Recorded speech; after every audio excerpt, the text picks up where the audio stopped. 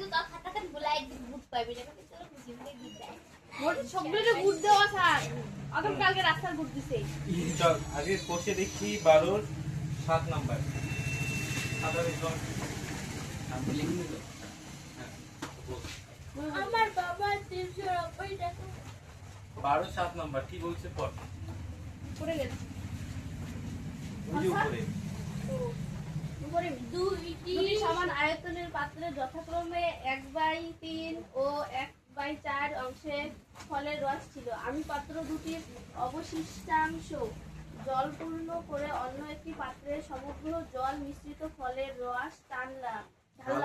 নতুন পাত্রে ফলের রস ও জলের পরিমাণের অনুপাত কত হবে হিসাব করে লিখি। এখানে মনে কর জলের পাত্র হ্যাঁ এটা জলের পাত্র এক গ্লাস এটা একটা গ্লাস গ্লাস দিছি তো হ্যাঁ এবার এই গ্লাসে কি আছে জল আছে আর ফলের রস আছে মানে ফলের রস আছে মনে কর প্রথম পাত্রে কতগুলো আছে 3/1 তার মানে 1 অংশ আছে এইটুকু মনে কর ফলের রস আছে এই 1 অংশ তাই না টোটাল কত অংশ 3 অংশ না 1/3 আছে মানে 3 ভাগের 1 অংশ ফলের রস তাহলে এই যে বাকি 2 ভাগ কি আছে ফাঁকা আছে আচ্ছা পরের গ্লাসটাই কি বলছে পরের গ্লাসটা 4 ভাগের 1 অংশ মানে মনে কর এইটুকুতে ফলের রস আছে আর মনে কর এই যে 3 ভাগ 1 2 3 এই ঘরটা ফাঁকা আছে যেহেতু 4 ভাগের 1 ভাগ বলছে এখানে 4টা ভাগ আছে 4টা ভাগের মধ্যে একটা ভাগে ফলের রস আছে এখানে 3টা ভাগ আছে 3টা ভাগের মধ্যে একটা ভাগে ফলের রস বাকি অবশিষ্টাংশ মানে ফাঁকা জায়গাগুলো এইটাতে কি করলাম জল দিয়ে ভর্তি করে দিলাম তার মানে কি হতে পারে এই যে 1 নাম্বার গ্লাসে এই যে 1 আর 2 মানে এই যে জায়গাটা এই জায়গাটা পানি থাকবে না অবশিষ্টাংশ মানে কি তার মানে এখানে ফলের রস কতগুলো আছে 1 ভাগ আর জল কতগুলো আছে 2 ভাগ তাই না তাহলেই তো 3 ভাগ হবে এখানে কি আছে ফলের রস 1 ভাগ এবং বাকি কয় ভাগ থাকে 3 ভাগ 3 ভাগে কি আছে জল জল আছে বুঝতে পারলি এটুকু বুঝতে পারছিস দেখ তাহলে আমরা কি করব প্রথমে লিখি যদি সমান পাত্রে সমান আয়তনের পাত্রে ফলের রস রয়েছে তাহলে এভাবে ডাইরেক্ট লিখি প্রথম পাত্রে ফলের রস আছে কতগুলো আছে 3 ভাগের 1 ভাগ না তাহলে প্রথম পাত্রে জল কতগুলো হবে 4 ভাগের 1 ভাগ ভালো করে দেখ এখানে জল কতগুলো আছে 2 ভাগ আছে না তাহলে 2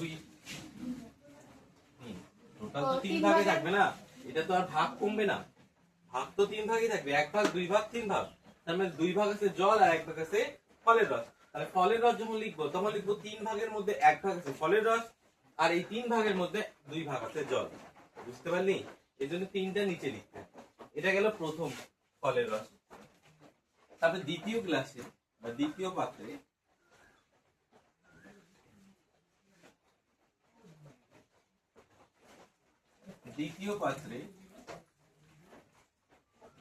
ফলের রস আছে কতগুলো আছে 4 ভাগের 1 ভাগ আছে না তাহলে 4 নিচে 1 উপরে আচ্ছা দ্বিতীয় পাত্রে জল কতগুলো আছে তাহলে জল আছে কতগুলো জল আছে 3 ভাগ তাহলে জল আছে তাই না তাহলে 4 ভাগে 3 ভাগ জল হবে এটুকু বুঝতে পারলি এবার কি করছে একটা বড় পাত্র নিচ্ছে একটা বড় পাত্র নিল এই দুইটা কি করলো এখানে ঢাললো সব মিক্স করে দিল যা আছে সবগুলো একবার একটা বড় পাত্রে ঢেলে দিল এবার প্রশ্ন হচ্ছে কি এই যে বড় পাত্রে ঢালবে এখানে তাহলে ফলের রস কতগুলো আসবে আর জল কতগুলো আসবে ফলের রস আসবে 2 ভাগ আর জল আসবে 5 ভাগ তাহলে আমাদের যখন ঢালবে তখন এই প্রথম পাত্রে ফলের রস আর দ্বিতীয় পাত্রের ফলের রস সব যোগ হবে না তাই না আর এই যে জল আর এই যে জল যোগ হবে না তাহলে তো পাবো ফলের রস কতগুলো আছে বের করতে গেলে কি এই ফলের রস আর এখানকার ফলের রস দুটাকে যোগ করে দিলে পেয়ে যাবো আর জল কতগুলো আছে বের করতে গেলে কি হবে এখানকার জল আর এখানকার জল যোগ করে দেবো হয়ে গেল মনে কর প্রথম পাত্রে এটা তো ভগ্নাংশের অঙ্ক যদি ভগ্নাংশে না হয় আমি বলতাম যে প্রথম পাত্রে 1 অংশ ফলের রস ছিল আর দ্বিতীয় অংশে 2 অংশ ফলের রস সরি এখানেও এক অংশ ফলের রস আছে। তাহলে টোটাল কতগুলো ফলের আসছে? ওখানকার এক, এখানকার এক, কয়টা হলো? 2 হয়ে গেল। বুঝতে পারলি? কিন্তু এটা তো ভগ্নাংশের যোগ হবে, বাস একই ভাবে করতে হবে। 7 ভাগে যোগ। তাহলে এরপর কি বলছে? লাইনটি কি আছে এখানে?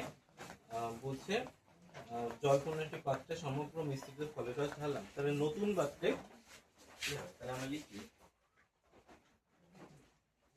নতুন পাত্রে, আগে ফলের রস বের করে নিই। ফলের রস হবে কতগুলো হবে? তাহলে ফলের রস দেখ, প্রথম পাত্রে ছিল 1/3 যোগ দ্বিতীয় পাত্রে ছিল 1/4, এটাকে যোগ করে দিলে আমরা ফলের রসটা পেয়ে যাবো। কি রে, যোগ কর। এটাকে কিভাবে যোগ করে জানিস কেউ? ভগ্নাংশের যোগ পারিস? পারিস না? যাতে এইটা করিস, ভগ্নাংশের যোগ পারিস। বলে দিচ্ছি আমি, 3 আর 4 এর লসাগু করতে হবে। 3 আর 4 এর লসাগু করলে আসে 12। তারপরে এই 3 দিয়ে 12 কে ভাগ করলে কত আসে? 3 4 এ 12। ওই 4 দিয়ে উপরের 1 কে গুণ করলে 4 1 কে 4 যোগ। সেম ভাবে এখানে করতে হবে, এই 4 দিয়ে 12 কে ভাগ কর, কত আসবে? 3। এই 3 দিয়ে উপরের 1 কে গুণ কর, তাহলে 3 1 কে 3।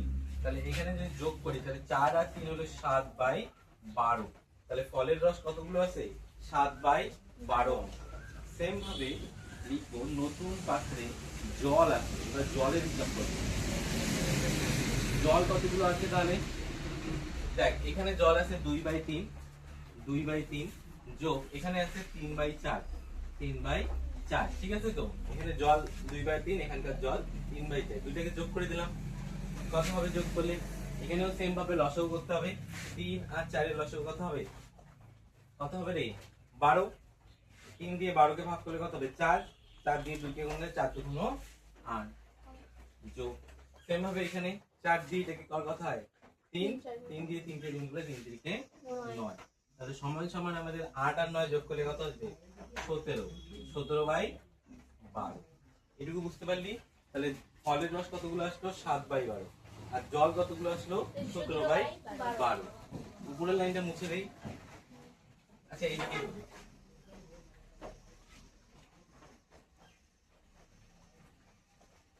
তাহলে সুতরাং এরপরে কি লিখবো? সুতরাং কি চাইছে আমাদের? অনুপাত। নতুন পাত্রে ফলের রস আর জলের অনুপাত কতগুলো রয়েছে? নতুন পাত্রে ফলের রস ও জলের অনুপাত আছে কতগুলো? আছে কতগুলো আছে রে? এই যে একটা 7/12 ইস্টু আর কি আছে? 17/12। কাটাকাটি করলে এখানকার 12 এখানকার 12 কেটে যাবে, তাহলে কি থাকবে? 7:17। বুঝতে পারলি? কে বুঝতে পেরেছি? তোর মাথার উপর দিয়ে গেছে, বুঝিস তো নাই? তুই একবারে বুঝাই ভালো। তারপর দেখ 8 নাম্বারটা পড়। হ্যাঁ, রেশমি খাতুন 3টি সমান মাপের গ্লাস শরবত পূর্ণ করেছে। এই 3টি গ্লাসের শরবতে জল ও সিরাপের পরিমাণের অনুপাত যথাক্রমে 3:1, 5:3 ও 9:7। আমি এই 3টি গ্লাসের শরবত একটি বড় পাত্রে ঢেলে দিলাম। হিসাব করে দেখি এই নতুন পাত্রে জল ও সিরাপের পরিমাণের অনুপাত কি হবে? এটাও সেম টু সেম, বাস এখানে 3টে গ্লাস রয়েছে, তাই না? এটা মুছে দেই। তাহলে এটা অঙ্ক আরো বড় হবে স্যার। বড় হবে না, বাস ওই একই রকম ভাবে একটু তো বড় হবে। আগেরটাই কি ছিল? 2টে গ্লাস ছিল না? এখানে কয়টা গ্লাস আছে? 3টে। ওখানে 2টা একটা বড় পাত্রে আছে, এখানেও তো একটা বড় পাত্রে আছে, তাই না? তাহলে এখানে আমাদের 3টে গ্লাসে এখানে কি কি আছে? জল আর শরবত কি আছে দেখতো? শরবত আর সিরাপ। শরবত আর সিরাপের পরিমাণটা আমাদের বের করে নিতে হবে। সিরাপ কি স্যার? ওই যে ওষুধ, ওটা সিরাপ। আরে ওই শরবতে দিয়ে দেয় এগুলো। আচ্ছা, আমরা লিখবো তাহলে এটা কত নাম্বার অঙ্ক? 8 নাম্বার অঙ্ক। গ্লাসেই চলছে না, না পাত্রে আছে দেখতো? গ্লাসে। তাহলে আমরা লিখবো প্রথম গ্লাসে এখানে কি কি আছে? জল ও সিরাপ। প্রথমে জল আছে, তারপরে সিরাপ। জল আছে কতগুলো জল আছে প্রথম পাত্রে দেখতো?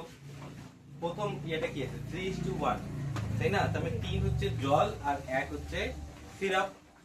তার টোটাল কত হলো? 4। 4টার নিচে উপরে 3। বুঝতে পারছিস সাজানোটা? টোটাল কত ছিল? 3:1 ছিল না? 3:1 ছিল। তার মানে কি 3 ভাগ জল আর 1 ভাগ সিরাপ। টোটাল কয় ভাগ হলো? 4 ভাগ। আর নিচে 4টে লিখতে হয়। আচ্ছা, তাহলে প্রথম গ্লাসে সিরাপ কতগুলো আছে? কতগুলো আছে সিরাপ? 1 অনুপাত আছে না? তাহলে কি লিখবো? উপরে যাবে 1 আর নিচে আসবে 4। বুঝতে পারলি? এটা বুঝতে পারছিস? এবার সেম ভাবে দ্বিতীয় গ্লাসে দ্বিতীয় গ্লাসে জল আছে কতগুলো আছে? দ্বিতীয় অনুপাতটা কি আছে বল? 5:3। 5:3। তাহলে উপরে যাবে 5 আর নিচে আসবে 8। কেন 5 আর 3 যোগ করলে 8 হয়। দ্বিতীয় গ্লাসে সিরাপ আছে। সিরাপ কতগুলো আছে তাহলে? 3:8। বুঝতে পারলি? এবার তৃতীয় গ্লাস। তৃতীয় গ্লাসে কি আছে হিসাব বল? 9:7। 9:7। তাহলে যোগ করলে কত হয়? উপরে আসবে 9 আর নিচে যোগ করলে 16, তাই না? আর দ্বিতীয় ক্লাসে সিরাপ আছে কত আসবে তাহলে? 7:6। বুঝতে পারলি হিসাবটা? এই বুঝতে পারলি? এটা এটা প্রথম ক্লাসের হিসাব, এটা দ্বিতীয় ক্লাসের হিসাব, এটা তৃতীয় ক্লাসের হিসাব, তাই না? প্রথম ক্লাসে তাহলে জল কতগুলো আছে? 3/4। আর সিরাপ কতগুলো আছে? 1/4, তাই না? 3:1 ছিল না? 3 আর 1, উপরে 3 লিখলাম, নিচে 1 লিখলাম, মানে যোগ করে নিচে যত হয় তত লিখলাম। বুঝতে পারলি? বুঝতে পারছিস? তারপরে নিচে দ্বিতীয় ক্লাসের হিসাবটা লিখলাম। দ্বিতীয় ক্লাসের অনুপাত কত ছিল? 5:3 ছিল না? দুটাকে যোগ করলে কত হয়? আর নিচে 8 লিখলাম, উপরে দেখ 5:3 আছে, উপরে 5 আছে, নিচে 3। তবে তৃতীয় ক্লাসে কত আছে? 9 আর 7 ছিল। 9 আর 7 যোগ করলে কত হয়? 16। দেখ এখানে 16, এখানে 16 লিখছি, আর উপরেরটায় 9, নিচেরটায় 7। বুঝতে পারলি? এবার কি বলছে? এই সবগুলো যদি একটা বড় পাত্রে ঢালে কি করতে হবে? সব জলগুলোকে, এই যে জল, এখানকার জল আর এখানকার জল, সবগুলোকে একবারে যদি আমরা যোগ করে দিই তাহলে জল কতগুলো আছে সেটা বের করে যাবো, তাই না? সুতরাং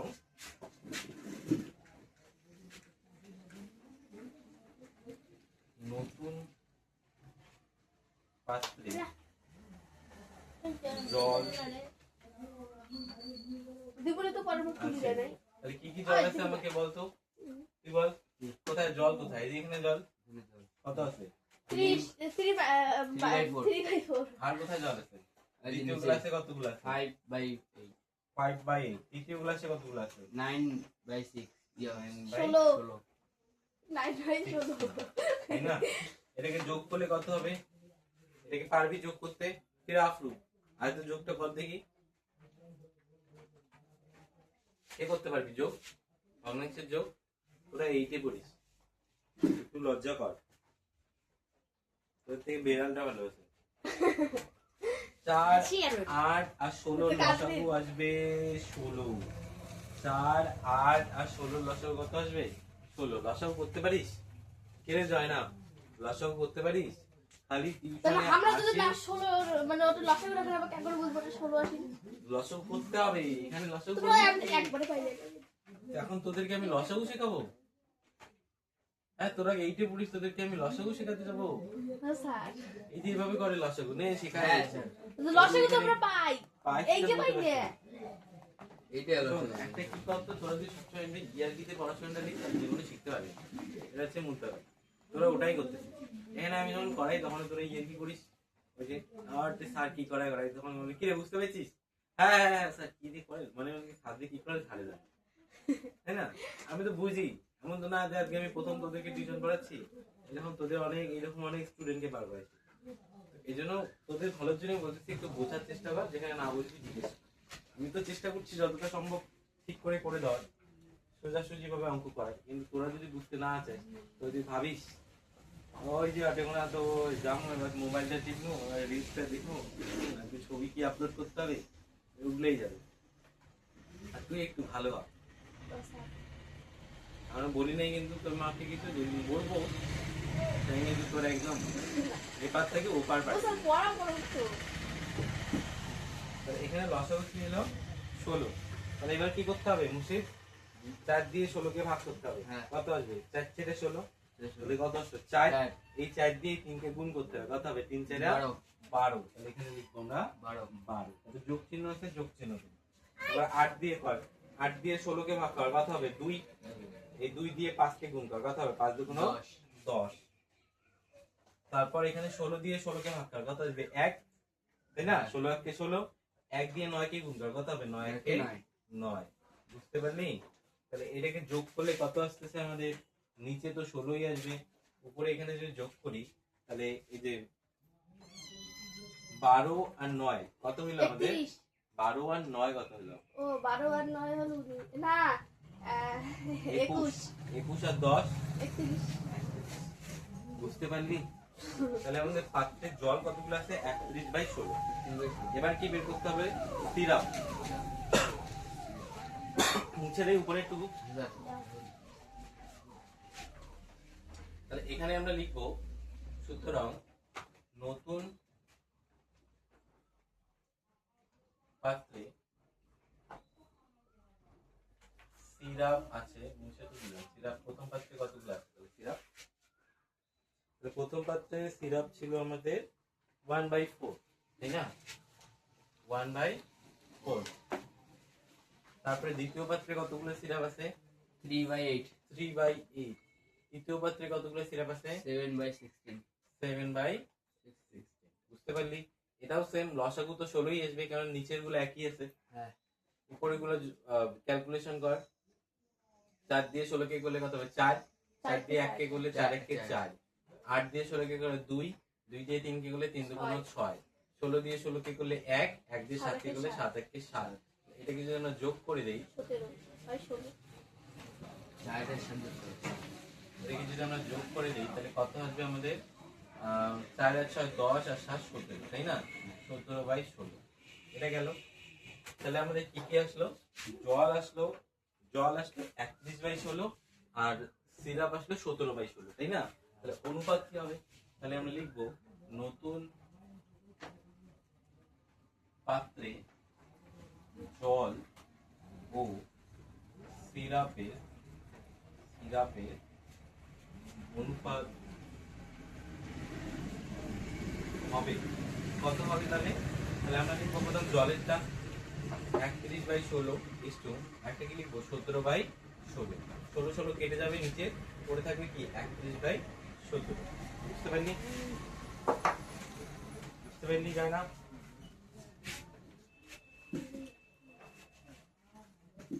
পরেরটা দেখ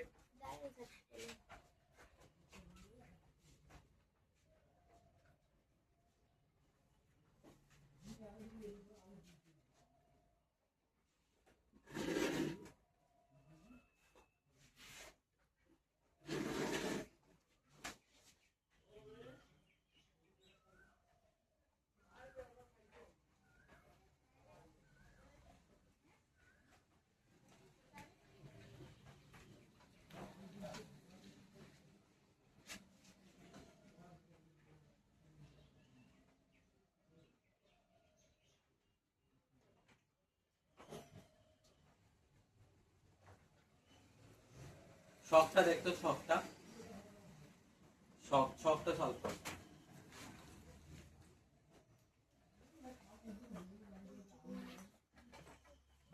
শখটায় দেখ সেম অঙ্ক রয়েছে শখটায় কি আছে দেখ প্রথমে দিচ্ছে দুইটি মিশ্রণ দিচ্ছে একটাতে 5:4 আর একটা আছে 3:2 তাই না সেম ভাবে যদি আমরা এটাকে করি মিশ্রণ দুটি সমান পরিমাণ নিয়ে তাহলে নতুন মিশ্রণের উপাদান যদি পরিমাণ কি হবে তাহলে ওই যে আমাদের সেম ভাবে ক্যালকুলেশন করতে হবে 5 উপরে 5 আর নিচে 9 প্রথমটা কি হবে 5/4 এর যদি যোগ করি 5 আর 4 যোগ করলে কত হয় 9 হয় না তাহলে প্রথমটা কি হবে দেখ 5/9 আর 4/9 ঠিক না আর দ্বিতীয়টা কি আসবে 3/5 আর 2/5 বুঝতে পারলি তারপর প্রথমটার সঙ্গে প্রথমটা কোন করে যোগ করব আর দ্বিতীয়টার সঙ্গে দ্বিতীয়টাকে যোগ করব সেম ভাবে এখানে মিশ্রণের অনুপাত লিখতে হবে পারবি করতে এগুলা পারবি ছকটা করতে ছকটা সেম ভাবে করতে হবে এই যে 8 নাম্বার 7 নাম্বার আর 8 নাম্বার যেভাবে করলাম ওইভাবে করতে হবে। বুঝতে পারবি? বুঝতে পারলি? বুঝিস নাই? কোথায় গেল? এই যে অঙ্ক দুটো যেভাবে করলাম না, সেম ভাবে সবটা করতে হবে।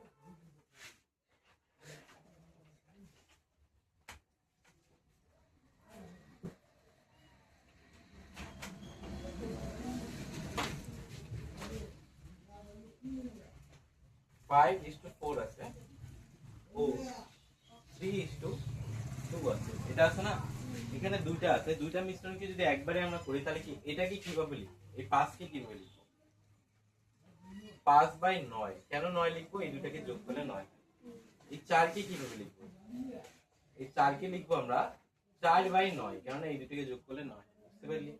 ও এবার এই 3 কে কিভাবে লিখবো? 3/5, কারণ এই দুটাকে যোগ করলে 5 হয়। এই 2 কে কিভাবে লিখবো? 2/5। বুঝতে পারলি?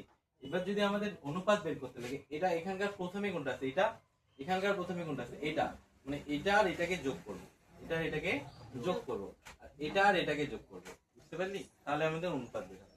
এটা আর এটাকে যোগ করলে এইভাবে লিখবো 5/9 যোগ 3/5।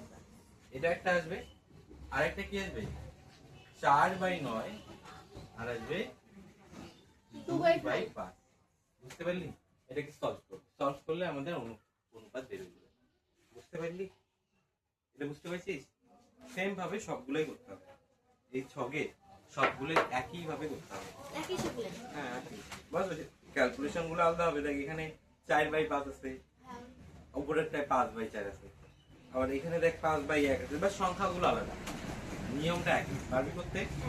এই কয়টাই করে নিয়ে আয়, আর চেষ্টা করবি নিজে করার।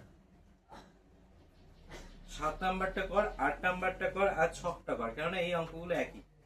তাহলে পরের দিন আমি তোদেরকে 9 নাম্বার, 10 নাম্বার, 11 নাম্বার আর 13, 14, 15 যে কটা আছে ওই কটা পরের দিন করাই। আজকে তাহলে এই কয়টাই থাকলো। এটা সলভ করে দিচ্ছি যেটা তুললাম। এখানে তাহলে আমাদের ভগ্নাংশের যোগ করতে হবে। 5 আর 9 লসাগু কত হবে? 45, তাই না? 9 দিয়ে এটাকে করলে 5, 5 5 25 যোগ 5 দিয়ে এটাকে করলে 9, 3 লং 27। এদিকে করলে 45 লসাগু, 9 দিয়ে করলে 5, 4 5 20, আর এদিকে করলে 5 দিয়ে 9, 9 2 18। 45 45 কেটে যাবে। এদিকে যোগ করলে কত হবে রে? 27 আর 25, এদিকে 25 25 50 52। তাহলে এখানে আসবে 52, আর এখানে 20 আর 18 কত আছে? এখানে 8, এখানে 3, 38। বুঝতে পারলি? তবে এটাকে 2 দিয়ে আর এটাকেও 2 দিয়ে কাট। এটাকে 2 দিয়ে কাটলে কত হবে? 26, তাই না? এটাকে 2 দিয়ে কাটলে কত হবে? 2 1 কে 2, আর 9 2 18, 19। তাহলে 26/26:19 হচ্ছে। বুঝতে পারলি? এইভাবে সেম সবটা সমস্ত অঙ্ক করবি, বা সংখ্যাগুলো আলাদা, নিয়মটা সেম টু সেম। পারবি করতে? ঠিক আছে তাহলে এইটুকুই হয়।